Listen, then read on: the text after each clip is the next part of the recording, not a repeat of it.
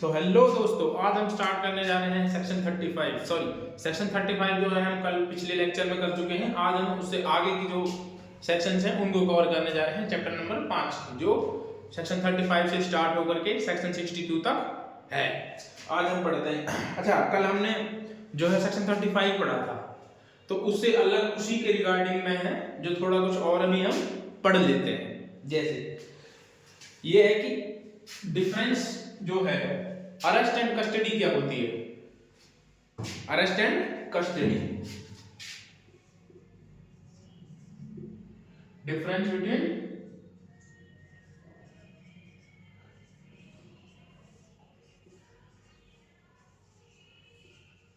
Arrest and custody. Arrest and custody क्या होती है? गिरफ्तारी और अभिरक्षा में अंतर।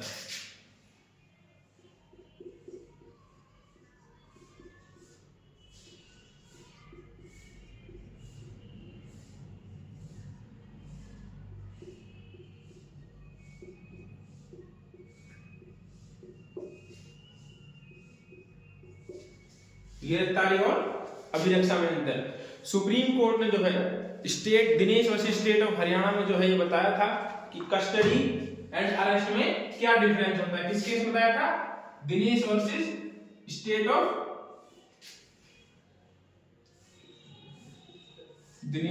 State of Haryana. इस केस में जो है सुप्रीम कोर्ट ने बताया था कि अरेस्ट और कस्टडी में क्या अंतर होता है। गिरफ्तारी एक ऐसी प्रक्रिया होती है जिसके द्वारा एक व्यक्ति को क्या किया जाता है? कस्टडी में लिया जाता है। किसी पर्सन को जो है कस्टडी में लिया, जो मैं बोल रहा हूं आप उसको हेड टू हेड लिख सकते हैं, कि वो लिखना तो जो है वो पॉसिबल नहीं है, लेकिन मैं आपको समझा देता हूं। गिरफ्तारी एक ऐसी प्रक्रिया है जिसके द्वारा एक व्यक्ति को जो है हिरासत में लिया जाता है, और हिरासत का अर्थ होता है किसी व्यक्ति को अपने नियंत्रण में रखना। इट मींस जो कस्टडी होती है उसी में जो है हिरासत होती है, उसी में जो है अरेस्ट छुपा हुआ होता है, लेकिन अरेस्ट में जो है कभी भी कस्टडी नहीं होती। तो ये जो केस था ये प्री के हिसाब से इंपॉर्टेंट है, क्योंकि कभी ये पूछा जाता है कि किस केस में जो है सुप्रीम कोर्ट ने अरेस्ट एंड कस्टडी में जो है अंतर डिफाइन किया था। उसके बाद आते हैं एक और जो है पॉइंट है कि यदि किसी जज को गिरफ्तार करना हो विदाउट वारंट या वारंट के साथ में, तो उसका प्रोसीजर क्या होता है। देखिए, किसी जज या जुडिशियल मजिस्ट्रेट, जेएमसी या किसी को भी जो न्यायिक पद पर बैठे हैं जज को, यदि उनको गिरफ्तार करना है तो उसके लिए जो है क्या प्रोसीजर है। वो इसका केस था Delhi judicial service assistant versus state of Gujarat. Delhi judicial service assistant versus state of Gujarat.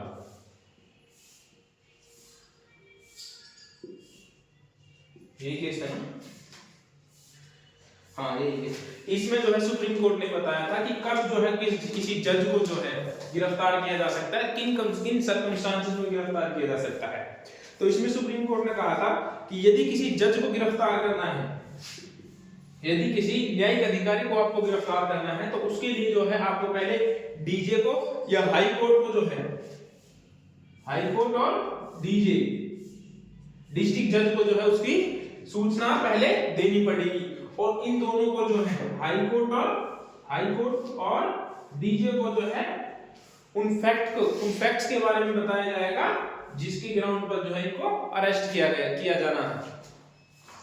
और इसको अरेस्ट करने से पहले हाई कोर्ट और डीजे की परमिशन जो है वो रिक्वायर्ड है। इनकी परमिशन ली जाएगी किसी भी जज को अरेस्ट करने से पहले। यदि किसी जज को जो है अरेस्ट करना अत्यंत आवश्यक है, तुरंत आवश्यक है, तो जो है औपचारिक रूप से जो है उस जज को अरेस्ट किया जाएगा।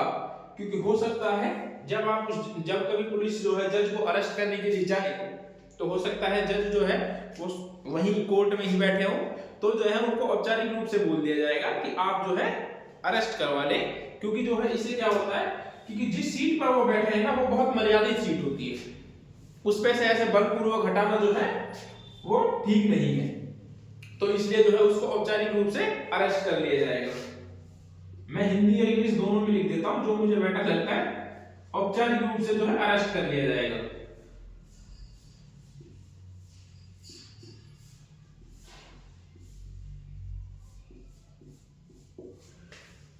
मतलब उसको ऑरली बोल के जो है अरेस्ट कर लिया जाएगा।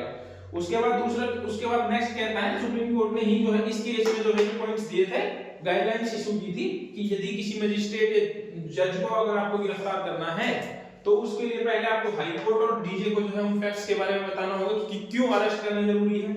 उसके बाद डीजे से उनकी परमिशन लेनी पड़ेगी, या फिर औपचारिक रूप से परमिशन लेने के बाद औपचारिक रूप से उसको अरेस्ट किया जाएगा। उसके बाद जब वो अरेस्ट हो जाता है तो जो है डीजे की परमिशन के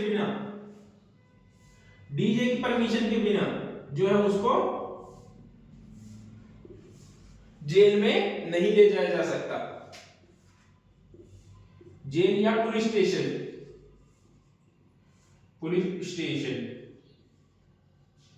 में नहीं ले जाया जाएगा।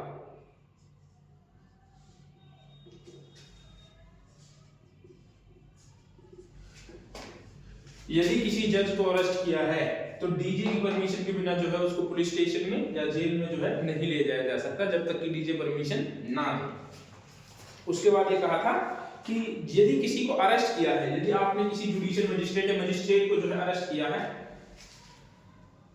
मैं यही लिख दे रहा हूं 6 पॉइंट जो है, तो जो है उसकी जो है ना आप मेडिकल नहीं करवा सकते, उसकी स्टेटमेंट रिकॉर्ड नहीं कर सकते, ना आप उसका स्टेटमेंट रिकॉर्ड करेंगे, स्टेटमेंट और मेडिकल नहीं करवा सकते जब तक कब नहीं करवा सकते, जब तक कि कोई जुडिशियल मजिस्ट्रेट उसके इक्विवेलेंट रैंक का या फिर डीजे उसकी इक्विवेलेंट रैंक का,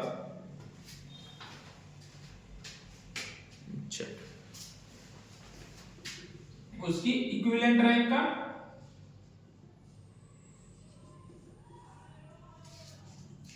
या डीजे वहां पर ना हो।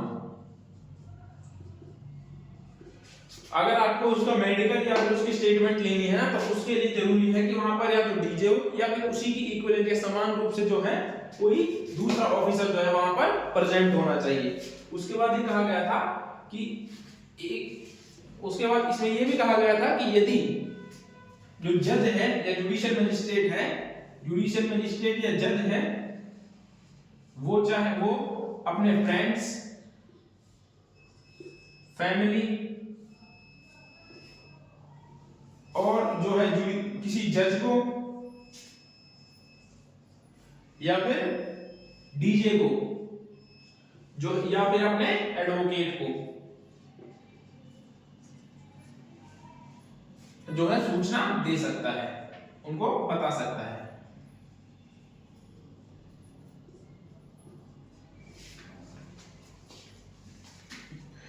और जज को एक लास्ट पॉइंट जो है इसमें सुप्रीम कोर्ट ने 8 पॉइंट दिए थे, लास्ट पॉइंट जो है यही लिख दे रहा हूं, किसी भी जज को तब तक हथकड़ी नहीं पहनाई जाएगी जब तक कि वो हिंसक प्रतिरोध ना कर रहा हो। क्या ना कर रहा हो? हिंसक प्रतिरोध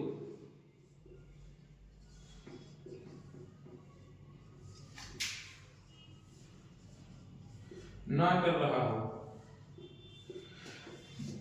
इसलिए तभी आप सुनते हैं, इसी जजमेंट की वजह से ही आप जो सुनते हैं कि किसी जज के पास में कितने पैसे मिले हैं फिर भी जो है उसको एफआईआर नहीं की गई और अरेस्ट नहीं किया गया। उसका रीजन यही है कि क्यों उसको अरेस्ट नहीं किया जाता। सुप्रीम कोर्ट ने जो है कई सारे केसेस में जो है गाइडलाइंस इशू की है कि यदि किसी जज को आपको अरेस्ट करना है तो उसका क्या प्रोसीजर होगा। तो सुप्रीम कोर्ट ने 8 पॉइंट जो है इस केस में बताए थे, Delhi judicial services assistant versus state of Gujarat में। बहुत इंपॉर्टेंट केस है। इसमें कहा था फर्स्ट पॉइंट में हाई कोर्ट को जो है आपको सूचना देनी पड़ेगी पहले प्रायर, उसके बाद परमिशन डीजे की रिक्वायर्ड होगी अरेस्ट करने के लिए, आपको औपचारिक ऑरली अरेस्ट करना है, आप जो है हैंडकफिंग नहीं कर सकते यदि वो हिंसक प्रतिरोध नहीं कर रहा हो तो आप जो है डीजे की परमिशन के बिना उसको पुलिस स्टेशन नहीं ले जा सकते, आप उसके स्टेटमेंट या फिर जो है मेडिकल नहीं करवा सकते जब तक कि डीजे या फिर उसके इक्विवेलेंट रैंक के कोई ऑफिसर वहां पर ना हो। आप जो है और वो जो होगा जज जो होगा जो अरेस्ट किया गया है वो डीजे को या जुडिशियल मजिस्ट्रेट को या अपने फैमिली या फ्रेंड्स को जो है इसकी सूचना दे सकता है। सो ये जो है इनको आप लिख लीजिएगा। जो मैं बोल रहा हूं हो सकता है इसमें समझ में ना आ रहा हो, लेकिन जो मैं बोल रहा हूं वो प्रॉपर्ली आप सुन करके जो है अच्छे से लिख लीजिएगा इसको।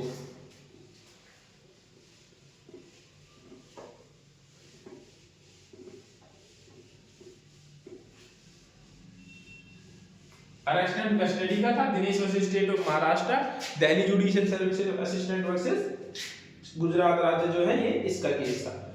उसके बाद हम आगे अब स्टार्ट करते हैं सेक्शन नंबर 36। 5 केस जो है मैंने कल बताए थे, जिसमें से एक था डी के वासु वर्सेस वेस्ट बंगाल, दूसरा था अवनीश कुमार वर्सेस बिहार, तीसरा था youth bar association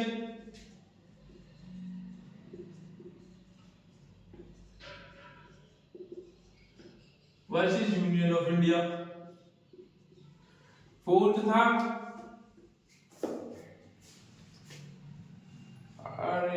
social action forum versus social action forum Manavadhikar versus union of India. पांचवा केस क्या था मेरे दिमाग से निकल रहा है,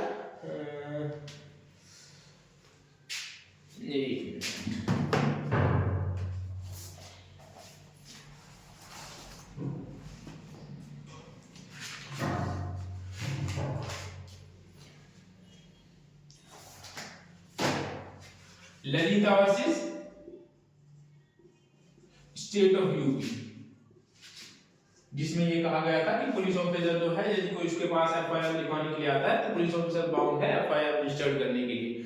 चाहे तो पुलिस ऑफिसर को यदि ऐसा लगता है कि ये जो है ऐसा कोई ऑफेंस नहीं हुआ है या फिर ये गलत जो है सूचना दे रहा है तो वो चाहे तो प्रिलिमिनरी इंक्वायरी कर सकता है, लेकिन वो एफआईआर दर्ज करने से मना नहीं कर सकता। उसके बाद इसी सेक्शन में जो है अब 2.2 से 2 केस और लिखे हैं, जैसे कि Dinesh versus state of Maharashtra.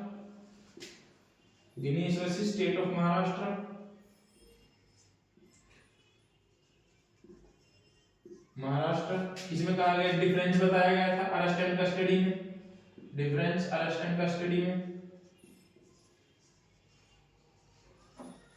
एक था, दूसरा क्या था Delhi judicial services versus Delhi judicial services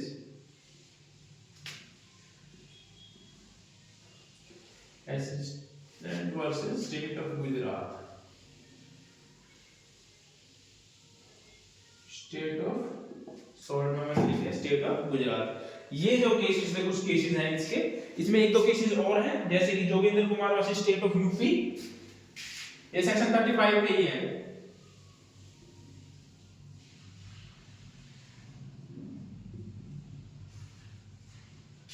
Jogendra Kumar versus state of UP, ये जो है इसमें 8 केसेस हैं जिनको आपको याद रखने की जरूरत है। ये मोस्ट इंपोर्टेंट, ये वो केसेस हैं जो मोस्ट इंपोर्टेंट हैं, जो कहीं ना कहीं पूछ लिए जाते हैं। इनको आप नोट कर लीजिएगा अच्छे से और इनको पढ़िएगा कि इनमें क्या कहा गया था। मैंने कल भी बताया था इन 5 केसेस के बारे में, 2 केसेस के बारे में मैं आज बता चुका हूं आपको। और ये जोगेंद्र कुमार का केस भी जो है सेम इसी से है जो अवनीश कुमार का जो केस था अरेस्ट के प्रोविजनों से। सुप्रीम कोर्ट ने इसमें भी जो है कुछ गाइडलाइंस इशू की थी। नाउ अब हम स्टार्ट करते हैं सेक्शन नंबर 36। ये कहता है procedure of arrest and duties of officer making arrest. Arrest का प्रोसीजर क्या है, ये मेनली ये बात करता है कि प्रोसीजर ऑफ अरेस्ट क्या है।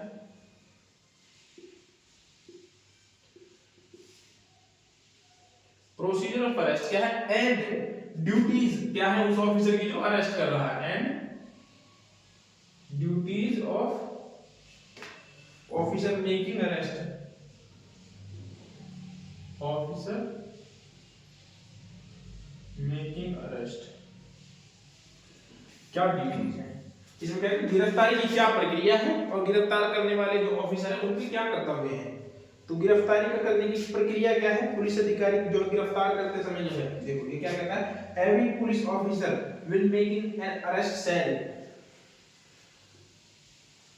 Every police officer will making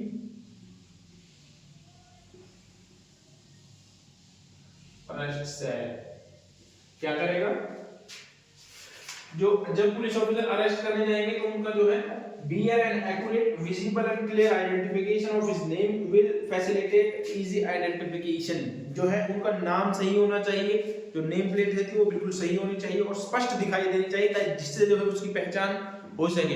cap वगैरह प्रॉपर पहन के जानी है, प्रॉपर ड्रेस में जाना है ताकि उनकी आसानी से पहचान हो सके कि ये कौन है। फर्स्ट कहता है ए, be an accurate,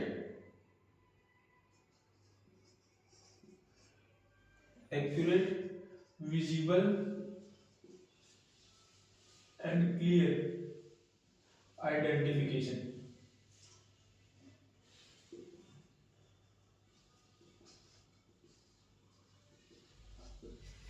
उसकी आइडेंटिफिकेशन होनी चाहिए। उसके बाद सेकंड क्या आता है कि जो है इनको एक मेमो, जब पुलिस जो किसी व्यक्ति को अरेस्ट करेगी तो उसका एक मेमो तैयार किया जाएगा, प्रिपेयर ए मेमो, मीमो या मेमोरेंडम,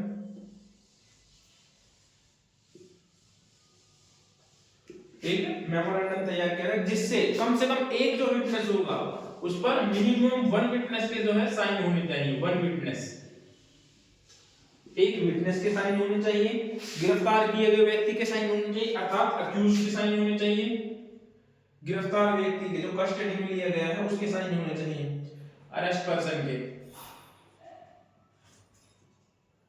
साइन जो होने चाहिए अरेस्टेड पर्सन के होने चाहिए, जो गिरफ्तार किया गया है उस व्यक्ति के जो है साइन होने चाहिए, ये कहता है बी। उसके बाद सी है inform the person arrested unless the memorandum is attested by a member of his family that he has right to pay, have related or friends or any other person when he is informed his arrest। जब कोई व्यक्ति जो है, जब उसके परिवार का व्यक्ति जो है मेमोरेंडम को अटेस्ट ना करे, मतलब मेमोरेंडम पर जो है साइन ना करे, फैमिली मेंबर जो है साइन ना करे, तब जो है जो अरेस्टेड पर्सन है उसको ये राइट होगा कि वो जो है किसी अपने रिश्तेदार, फ्रेंड्स, फैमिली को जो है सूचना दे सके, उसकी फ्रेंड्स को, फैमिली को जो है इसकी सूचना दे सके, या जिसको वो चाहे किसी को भी जो है वो उसके बारे में बता सकता है। जो ये कहता है सेक्शन नंबर 36, सेक्शन ही नहीं लिखा, सेक्शन नंबर 36 जो है ये बताता है power and duties, procedure and duties क्या है। उसके बाद आता है सेक्शन नंबर 37,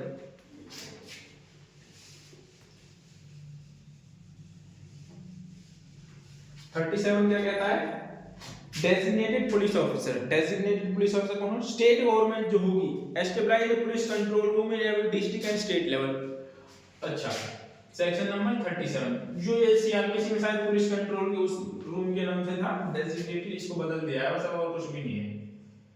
डेजिग्नेटेड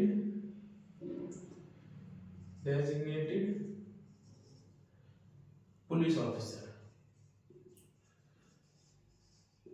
इसमें से भी कहा गया है कि स्टेट गवर्नमेंट जो होगी, स्टेट गवर्नमेंट जो होगी वो डिस्ट्रिक्ट लेवल पे और स्टेट लेवल पे जो है एक पुलिस कंट्रोल रूम एस्टेब्लिश करेगी। State government district and police level पर जो है एक क्या करेगी, पुलिस कंट्रोल रूम जो है बनाएगी। पुलिस कंट्रोल रूम बना।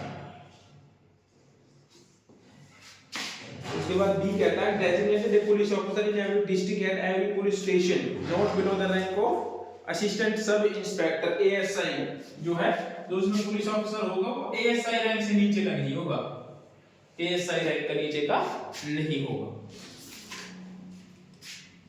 बस इसमें यही है। उसके बाद आते हैं सेक्शन नंबर 38, ये बताता है right of arrested person to meet an advocate, जो है किसी भी जो जिसको अरेस्ट किया गया है उसको ये राइट होगा कि वो जो है अपने एडवोकेट से मिल सके ड्यूरिंग द इंटरोगेशन, जो है वो इंटरोगेशन के दौरान भी जो है अपने वकील से मिल सकता है जब उससे पूछताछ की जाएगी।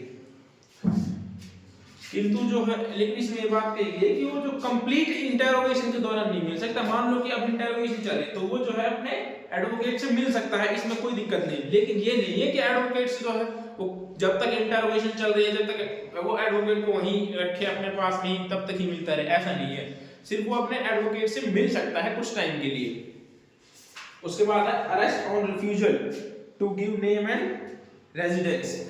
अच्छा, इसमें एक ऐसा सेक्शन है जो विदाउट वारंट जो है नॉन कॉग्निजेबल ऑफेंस में भी किसी व्यक्ति को अरेस्ट करवा सकता है। Without warrant non cognizable offence यदि उसने किया है तब भी जो है पुलिस उसको विदाउट वारंट अरेस्ट कर सकती है।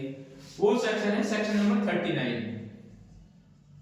ये कहता है कि नाम निवास ना बताने पर या फिर रेजिडेंस वगैरह अपना नेम एंड रेजिडेंस वगैरह ना बताने पर जो है उसको गिरफ्तार कर लिया जाएगा। ये पुलिस अधिकारी की जो है पावर्स है। Arrest on refusal to give name and residence, arrest to give refusal name and residence.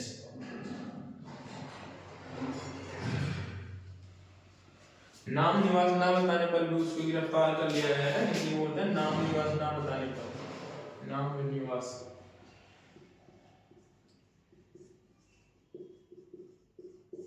ना बताने पर गिरफ्तारी।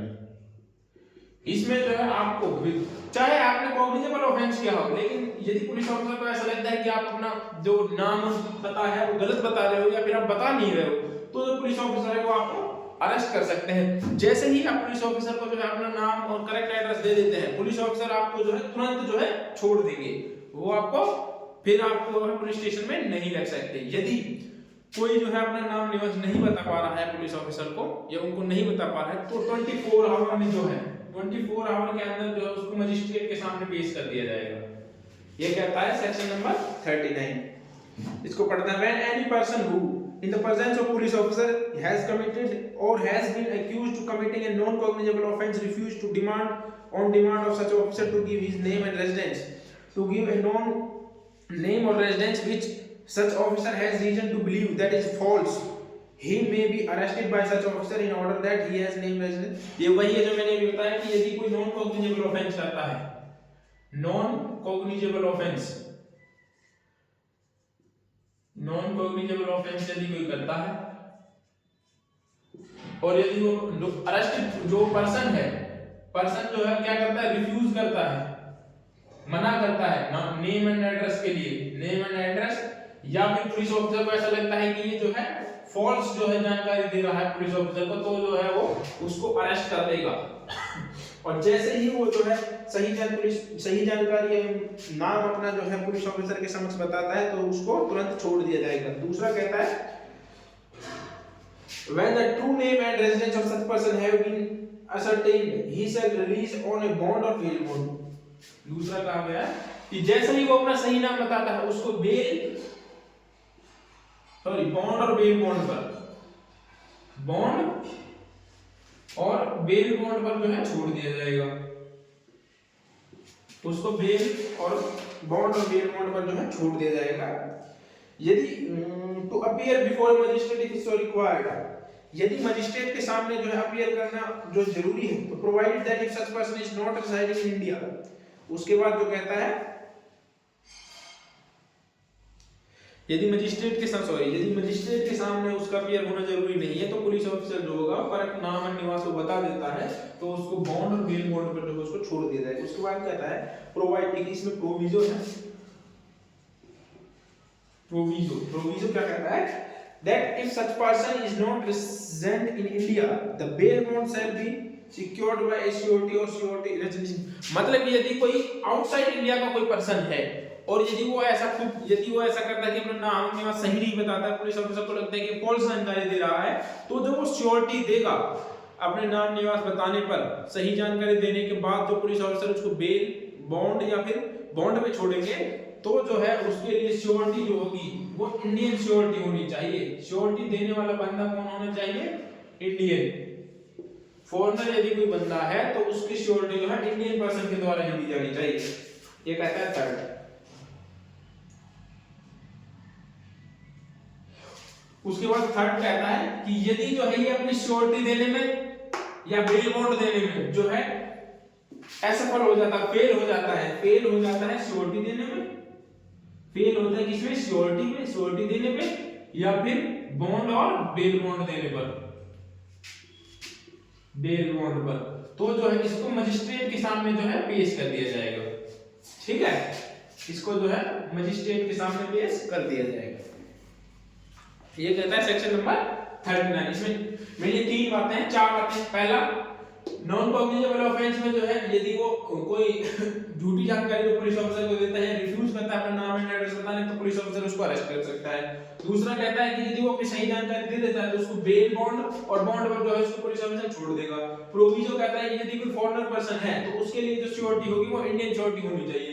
थर्ड कहता है कि यदि वो श्योरिटी देने में इनकैपेबल है, इनकैपेबल नहीं सॉरी फेल होता है, फेल हो जाता है श्योरिटी देने में या बॉन्ड देने में या बेल बॉन्ड देने में, तो जो है उसको मजिस्ट्रेट के सामने पेश कर दिया जाएगा। और किसी भी हालत में 24 घंटे से तो ज्यादा पुलिस ऑफिसर उसको रखते ही हैं, तो आप इसमें ये भी लगा लीजिए कि 24 आवर्स से ज्यादा जो है उसको नहीं रख सकते, उसको मजिस्ट्रेट के सामने पेश करना होगा।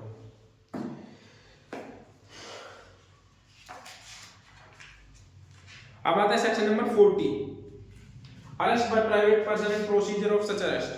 अच्छा, इसमें एक नया जो है सब क्लोज जोड़ा गया है, तो देखते हैं क्या है। सब क्लोज में पॉइंट जोड़ा गया है।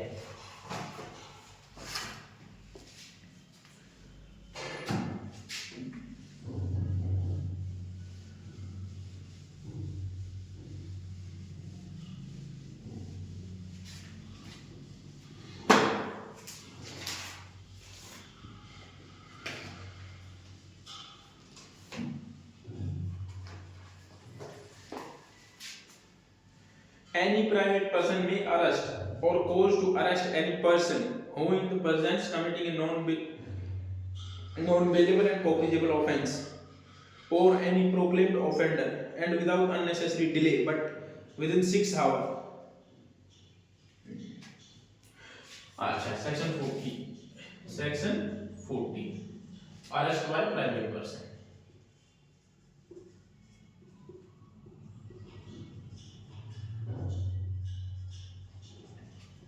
अरेस्ट बाय प्राइवेट पर्सन, ये क्या कहता है, कोई भी प्राइवेट पर्सन जो है दो कंडीशन में किसी व्यक्ति को अरेस्ट कर सकता है, दो कंडीशन में किसी व्यक्ति को अरेस्ट कर सकता है। फर्स्ट क्या होता है, जब उसने नॉन बेलेबल ऑफेंस किया हो, नॉन बेलेबल ऑफेंस किया हो,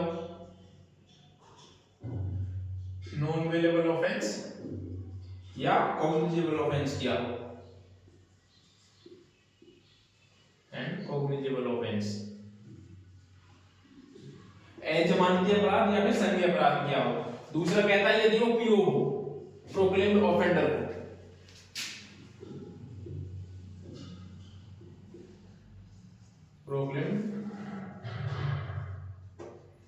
प्रोक्लेम्ड ऑफेंडर यदि वो है तो जो है उसको अरेस्ट कर सकते हैं। और प्राइवेट पर्सन जो है, इसमें क्या क्या है, एक ये नया जोड़ा गया है, यदि कोई प्राइवेट पर्सन जो है किसी व्यक्ति को अरेस्ट करता है इन दो केसेस में, तो जो है उसको 6 आवर्स के अंदर जो है 6 आवर्स के अंदर 6 घंटे के अंदर जो है उसको पुलिस ऑफिसर को सौंपना होगा, पुलिस ऑफिसर को या पुलिस स्टेशन में जो है अपीयर करना होगा। पुलिस स्टेशन में 6 घंटे के अंदर, ये याद रखना 6 आवर, टाइम लिमिट बड़ी इंपॉर्टेंट है यहाँ पे। उसके बाद इसमें कहता है if there is reason to believe that such person comes under the provision of subsection 1 of 35 police shall take him in custody. यदि किसी पुलिस ऑफिसर को ऐसा लगता है कि इसने 35(1) के जो जितने पॉइंट्स थे जो हमने कवर किए थे उनमें से यदि किसी ने कोई अपराध किया है तो उसको जो है वो कस्टडी में रख लेगा। Now, if there is a reason to believe that he has committed a non-cognizable offence, refuse to demand a police officer to give his name and residence, to give residence of such officer as reason to believe, और यदि वो non-cognizable offence भी करता है, अच्छा ये था first, ये फर्स्ट का था। सेकंड कहता है कि 35(1) का जो ऑफेंस करता है उनमें 35(1) में जो ऑफेंस करता है पुलिस ऑफिसर को बिलीव है कि इसने ये ऑफेंस किए हैं तो जो है उसको कस्टडी में रख लेगा, जो है उसको कस्टडी में रख लेगा। उसके बाद थर्ड कहता है कि यदि उसने नॉन बेलेबल ऑफेंस भी किया, वो नॉन कॉग्निजेबल ऑफेंस भी किया है, कॉग्निजेबल ऑफेंस किया है लेकिन वो सेक्शन 39 में मतलब अपना नाम और रेजिडेंस जो है वो सही नहीं बता रहा है या फॉल्स जानकारी जो पुलिस को दे रहा है, तब भी जो है वो पुलिस ऑफिसर उसको कस्टडी में रख सकता है। कब तक रख सकता है वो मैंने 39 में बता ही दिया था। जैसे ही वो अपना नाम और सही जानकारी प्रोवाइड कर देता है वैसे ही उसको पुलिस ऑफिसर जो है बॉन्ड और बेल बॉन्ड पर छोड़ देगा। उसके बाद आता है section number 41 arrest by magistrate.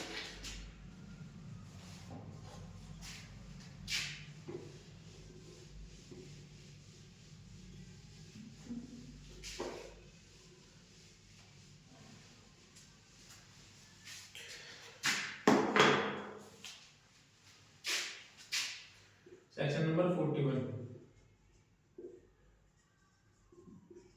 Arrest by magistrate, ये क्या कहते हैं?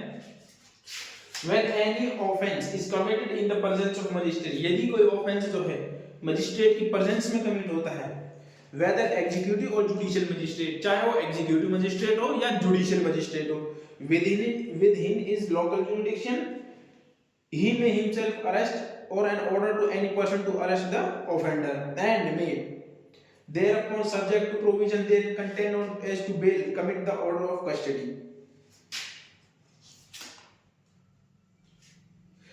यदि जो है किसी एग्जीक्यूटिव मजिस्ट्रेट या जुडिशियल मजिस्ट्रेट की प्रेजेंस में जो है कोई ऑफेंस होता है तो वो क्या करेगा, किसी भी पर्सन को, एनी पर्सन या खुद भी जो है उसको अरेस्ट कर सकता है, अरेस्ट करने की बोल सकता है, अरेस्ट की अपनी लोकल ज्यूरिडिक्शन के अंदर, ये याद रखना, लोकल ज्यूरिडिक्शन,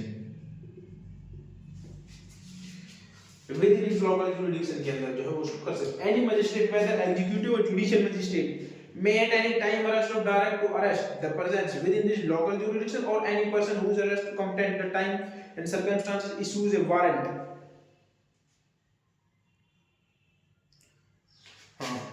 यदि उनकी प्रेजेंस में कोई ऐसा ऑफेंस करता है तो जो ये मजिस्ट्रेट हो, एग्जीक्यूटिव मजिस्ट्रेट और जुडिशियल मजिस्ट्रेट जो है वही तुरंत वही उन्हीं परिस्थितियों में जो है एक वारंट जारी कर देगा उसको अरेस्ट करने के लिए, वारंट जारी कर सकता है। वो किसी भी व्यक्ति को बोल सकता है कि इसको जाके अरेस्ट करो या खुद भी अरेस्ट कर सकता है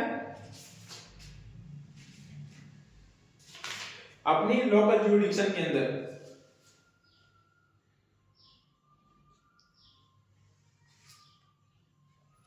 अच्छा,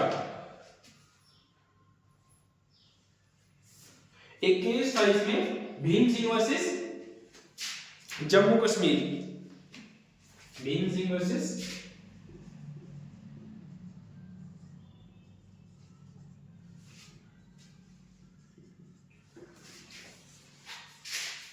नहीं, इसका नहीं है, सर 43 का केस है, सॉरी 43 का केस है, ये यही तक है, इसमें यही था बस, ज्यादा कुछ नहीं है इसमें। अरेस्ट बाय मजिस्ट्रेट में कि मजिस्ट्रेट जो है अपनी लोकल ज्यूरिडिक्शन करते हैं, उनकी प्रेजेंस में कोई ऑफेंस होता है तो वो उसको अरेस्ट कर सकते हैं या अरेस्ट करने का ऑर्डर जो है किसी भी पर्सन को दे सकते हैं। उसके बाद आता है सेक्शन नंबर 42 पर,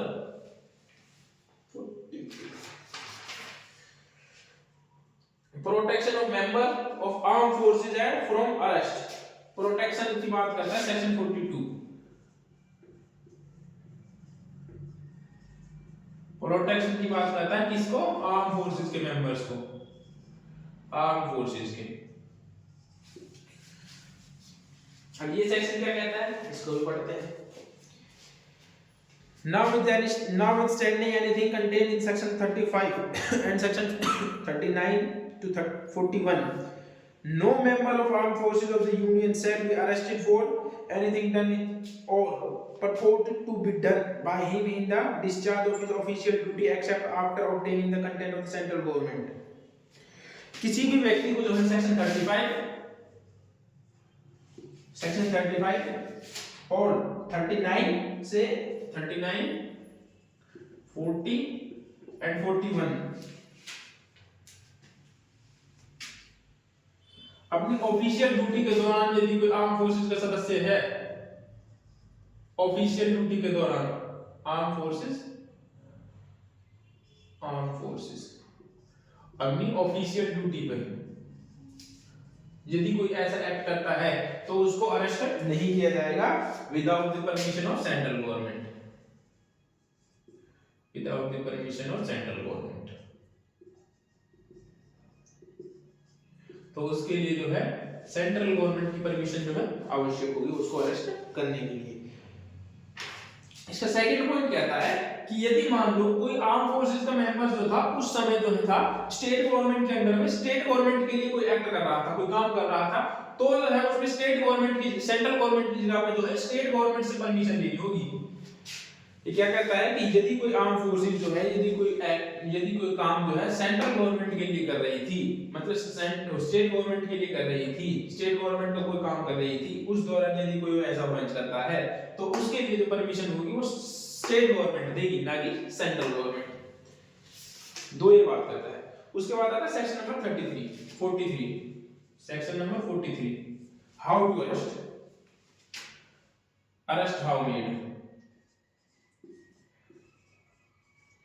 हाउ मेड कि किसी व्यक्ति को कैसे गिरफ्तार किया जाएगा। ये कहता है in making of arrest of police officer to other person making the same shall actually touch और confine the body of the person to arrest unless there is sufficient to be custody by words. इसमें कहा गया है कि जो police officer किसी व्यक्ति को अरेस्ट करेगा ना तो वो उसको सहसरी जो है उसको टच करके उसको पकड़कर जो है अरेस्ट करेगा। यदि कोई व्यक्ति अपने ओरल वर्ड्स के द्वारा, मतलब ओरली अपने कर्म से, मतलब कि वो खुद ये कह देता है कि चलो ठीक है मैं अरेस्ट होने के लिए तैयार हूं, वो खुद चलने के लिए रेडी हो जाता है, तब जो है उसके साथ कोई उसको ना हो तो उसको कोई छुएगा ना उसको कोई पकड़ेगा। तो इसमें फर्स्ट पॉइंट में ये कहा गया है। आपने देखा होगा कभी कभी जो क्या होता है कि जब किसी को अरेस्ट करते हैं तो कोई पॉपकॉर्न खाते जाता है, कोई कुछ करता है, लेकिन उसको पुलिस जो है पकड़ती नहीं है, उसके चारों ओर रहती है। तो वो यही रहता है क्योंकि वो बाय वर्ड्स जो होता है वो अपने आप को कस्टडी में करवा लेता है। उसके बाद एक प्रोविजो है,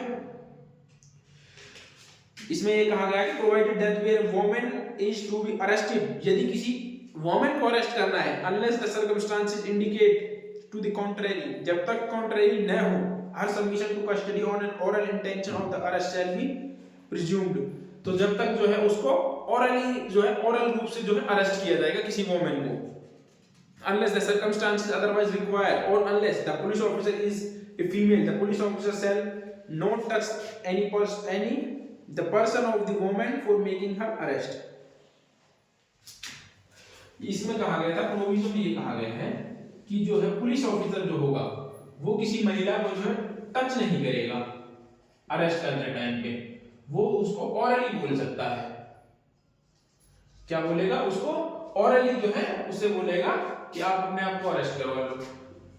उसके बाद में सेकंड में कहता है कि यदि किसी वुमेन को अरेस्ट करना जरूरी है, वुमेन को अरेस्ट करना जरूरी है, सेकंड वुमेन को अरेस्ट करना जरूरी है, तो क्या होगा, फीमेल ऑफिसर जो होगी, फीमेल ऑफिसर ही उसको अरेस्ट कर सकेगी, फीमेल ऑफिसर उसको अरेस्ट करेंगी। अच्छा, ये किस केस में जो है मैंडेटरी किया गया था बताओ कोई? क्रिश्चियन वुमेन वर्सेस, आप कहां से बताओगे? Christian women versus state of Maharashtra.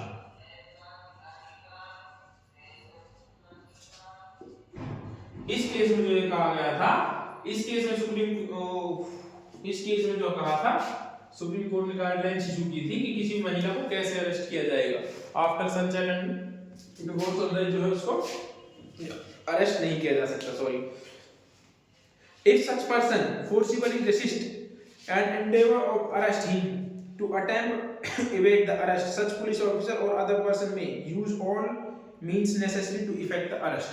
यदि कोई व्यक्ति जो है बल का प्रयोग करता है, फोर्स का यूज करता है, तो पुलिस ऑफिसर जो है रीजनेबल फोर्स का यूज कर उसको अरेस्ट कर सकते हैं। यदि कोई व्यक्ति पकड़ भागने की कोशिश कर रहा है या पुलिस ऑफिसर को ऊपर हाथ उठा रहा है, उनको मार रहा है, तो पुलिस ऑफिसर भी जो है अपने नेसेसरी फोर्स का यूज करके जो है उसको जो भी उचित हो उसको अरेस्ट कर सकते हैं। थर्ड कहता था पुलिस ऑफिसर में keeping in view the nature of gravity of the offence use handcuffing. ये बड़ा इंपॉर्टेंट पॉइंट जो इसमें जोड़ा है कि हैंडकफिंग कब कर सकते हैं, किन ऑफेंसेस में कर सकते हैं बताएगा। Making the arrest of person और will producing the such person before the court. किसी व्यक्ति को अरेस्ट करने के लिए हैंडकफिंग का कब यूज किया जाएगा, जब उसको कोर्ट में जो है अपीयर कर रहे हो, कोर्ट में अपीयर कर रहे हो, तब आप हैंडकफिंग का यूज कर सकते हैं। किसके लिए कर सकते हैं अब वो बताते हैं। Before the court who is habitual और रिपीटेड ऑफेंडर। हर किसी के लिए जो है हैंडकफिंग का यूज नहीं किया जाएगा, सिर्फ हैंडकफिंग का यूज उसी के लिए किया जाएगा जो अब मैं यहां पे बताने जा रहा हूं। फर्स्ट, जो कोई हैबिचुअल या क्या हो, रिपीटेड ऑफेंडर हो, रिपीटेड ऑफेंडर हो एक। उसके बाद आगे कहता है हु एस्केप्ड फ्रॉम कस्टडी, जो एस्केप्ड फ्रॉम कस्टडी, कस्टडी से भाग रहा हो, एस्केप फ्रॉम कस्टडी। थर्ड क्या कहता है who has committed offence of organised crime, जिसने ऑर्गेनाइज्ड क्राइम कमिट किया हो, हु कमिट ऑर्गेनाइज्ड क्राइम,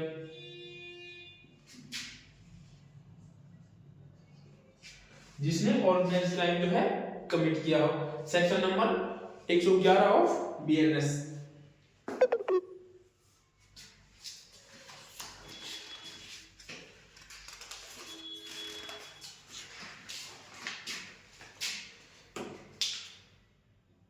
या फिर इसमें और भी जैसे कोई टेरर एक्ट कर रहा हो, ड्रग्स रिलेटेड क्राइम कर रहा हो, या इलीगल पोजेशन में या आर्म एम्यूनिशन इकट्ठा कर रखे हो, मर्डर, रेप, एसिड अटैक, आप इसमें से पढ़ेगा। इसमें मर्डर, रेप, एसिड अटैक ये वगैरह ये कर रहे हो, या फिर जो है क्या कर रहा हो, टेररिस्ट अटैक कोई कर रहा हो, टेररिस्ट अटैक कोई कर रहा हो, तो उसको जो है वो विदाउट जो है वो हैंडकफिंग यूज करके जो है करेंगे उसके लिए। या फिर कोई एसिड अटैक, या फिर कोई जो कॉइंस वगैरह हैं इनको काउंटरफीट कर रहा है। उसके बाद फोर्थ पॉइंट है nothing in this section given a right to cause of death of person who is not accused in offence punishable with death. ये कहता है कि किसी भी पुलिस ऑफिसर को राइट नहीं है कॉज किसी व्यक्ति की डेथ करने के लिए, not accuse of an offence punishable with death. कोई भी जो पुलिस ऑफिसर है वो किसी भी पुलिस ऑफिसर को जो है किसी की डेथ करने का राइट नहीं है। उसके बाद पांचवा पॉइंट कहता है किसी भी कंडीशन में डेथ नहीं कर सकते। Save the exceptional circumstances no woman shall be arrest. अच्छा ये वही है no woman shall be arrest वाला। इसी केस से जो मैंने अभी बताया था Christian women versus state of Maharashtra, no woman shall be arrested